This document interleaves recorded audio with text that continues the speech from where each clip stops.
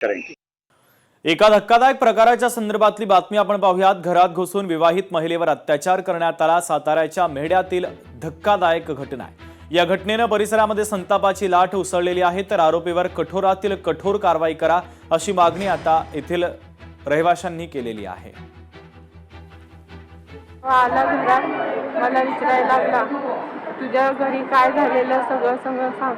मी सांगितलं त्याला, असं माझ्या सासूची माझी भांडणं झाली, मी असं येऊन बसली, तर तू माझा ऐकशील का? ते म्हणलं हो.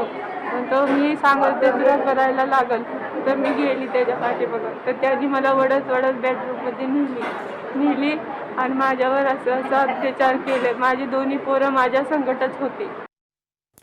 सातारामध्ये डंपर खाली येऊन एका युवकाचा मृत्यू झाला। घटनेनंतर संतप्त ग्रामस्थांनी रास्ता रोको केला।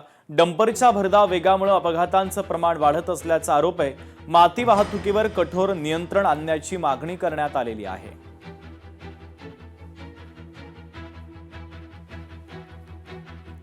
बेटी कंपनी टोळीच्या गुंडांकडून शेतकऱ्याला मारहाण करण्यात आली। पिंपरी चिंचवडच्या मरकळ येथील घटना आहे। दगड आणि कोयत्याने शेतकऱ्यावर हल्ला करण्यात आला। हल्ल्याची घटना मोबाईल कॅमेऱ्यामध्ये कैद झाली।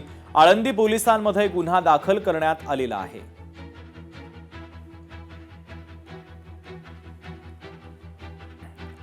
छत्रपती संभाजीनगर येथील औरंगाबाद जिल्हा मध्यवर्ती सहकारी बँक निवडणुकीमध्ये पैठणचे आमदार विलास भुमरे यांची बिनविरोध निवड झाली। त्यांच्या उमेदवारीच्या विरोधात कोणताही अर्ज दाखल न झाल्याने त्यांची निवड निश्चित झाली आहे। या विजयानंतर शिवसेना पदाधिकारी आणि कार्यकर्त्यांनी जल्लोष करत आनंद व्यक्त केला।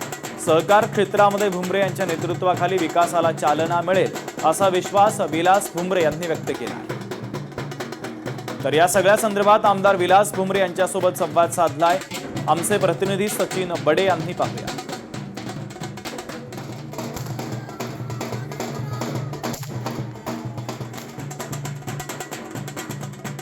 शिवसेना आमदार विलास भुमरे यांनी जिल्हा बँकेमध्ये स्वतःचा अर्ज भरलेला होता। त्यांच्या विरोधामध्ये एकही अर्ज प्राप्त झालेला नाहीये, त्यामुळे त्यांची बिनविरोध निवड झाली आहे आणि त्यांनी जल्लोषही केलाय, विजयाचा गुलाल देखील अंगावर घेतलाय आणि त्यांच्या कार्यालयावर चाहत्यांची तुफान गर्दी होती।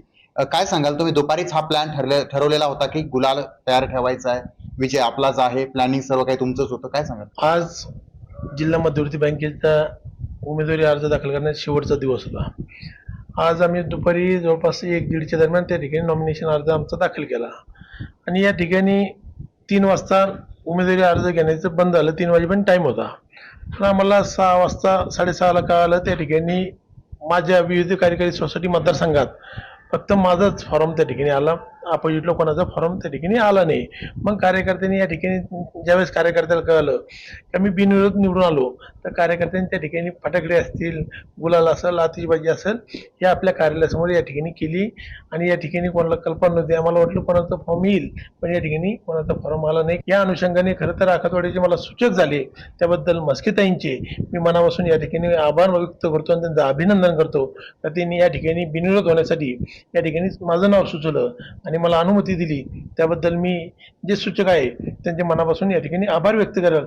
आपण पाहतोय जनतेच्या भल्यासाठी राजकीय जोडे बाजूला ठेवा आणि असं म्हणत स्वतः भुमरे यांनी हा गड काबीज केलाय।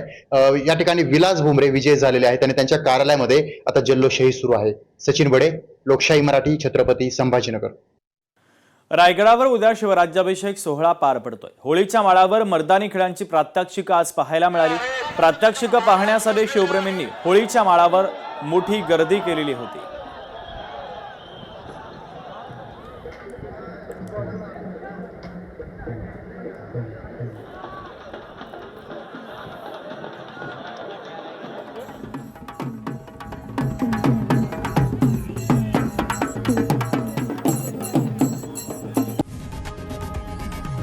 लोकशाही मराठी ऐका, पहा, जागरूक रहा।